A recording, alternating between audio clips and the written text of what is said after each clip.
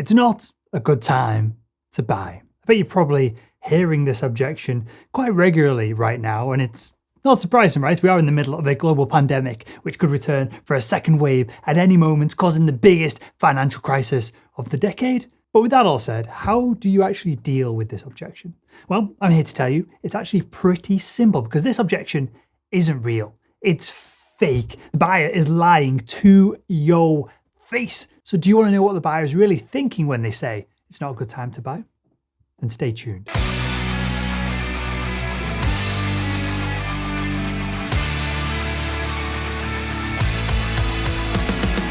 Hi, my name is Will Barron. I'm the founder of salesman.org, where we help salespeople crush their sales quotas. So how do you deal with this objection, it's not a good time to buy, which could also be shared via your buyers when they say, just call me back next quarter, or leave it with me and I'll get back to you?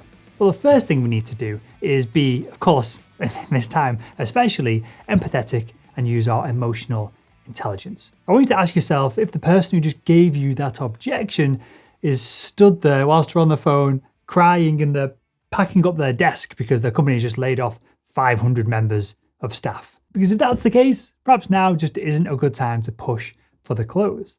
Otherwise, you should never accept a buyer telling you it's not a good time. And when they say this, the sale is not over. So, with empathy and emotional intelligence in mind, you can deal with this objection in 3 separate ways. So one thing I try and ask when a buyer gives me this objection, it's not a good time, I try to ask, okay, well, what is holding you back then? And you need to respond to this objection with a response like this, because the buyer is rarely telling you the truth when they say it.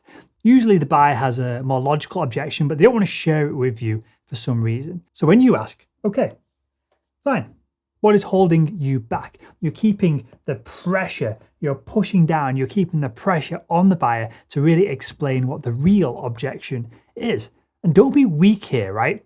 Especially if you've spent lots of time and you put lots of energy in with this buyer, and perhaps they're at the end of your sales cycle. It's not unreasonable to ask this question, so you must be assertive, and you should ask it. The second way to deal with this objection is to see if the buyer's priorities have changed. You can do this by asking, whatever the goal is this goal no longer a priority for you? And here, most likely the buyer is going to start to fill in what the real objection is, because this makes the buyer feel like a hypocrite. Now, if your buyer has been through your sales process and you've really consulted with them, then you should know what goals they're aiming for with their careers, their jobs, their aspirations, and their business. So with this information and asking this question, the buyer often feels like a hypocrite because, well, if they turn down your product, logically, they're saying that they're getting rid of and turning down these goals, that their goals have changed for the year, right? And often this isn't the case. The goals haven't changed. The buyer gives you this objection because, well, they're too soft to tell you directly to your face that they want to go with one of your competitors. Now, the final way of dealing with the objection, well, it's just not a good time to purchase. This takes some balls. But this is what I do most regularly, and I find that it is incredibly effective. So when I'm on the phone selling salesman.org memberships to sales leaders, and for whatever reason they come back to me with the objection, now just isn't a good time to do this, I say nothing. I say nada, zilch. I say sweet nothing. And nearly 100% of the time, the buyer feels this crushing pressure in the silence, and they start to fill in the gap. They don't like the silence has been left there, and they'll start to throw words, sentences, phrases in to try and fill it. And the buyer will often explain the real reason for the deal being sidetracked. And most of the time, for some reason, the buyer starts apologizing to me as well. Which is crazy, right? All you've got to do is say nothing. You just got to be silent.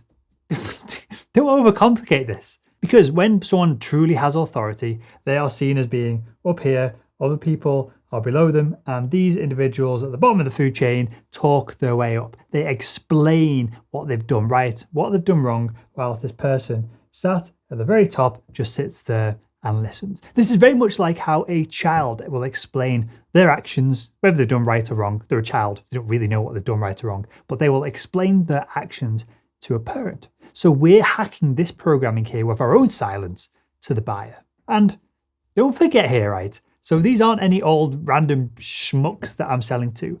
Most of the people I partner with, most of the people I sell to have decades of sales experience before they move into sales leadership roles. So if a moment of silence works to break down their "it's not a good time" objections, I'm sure it's going to work with your buyers as well.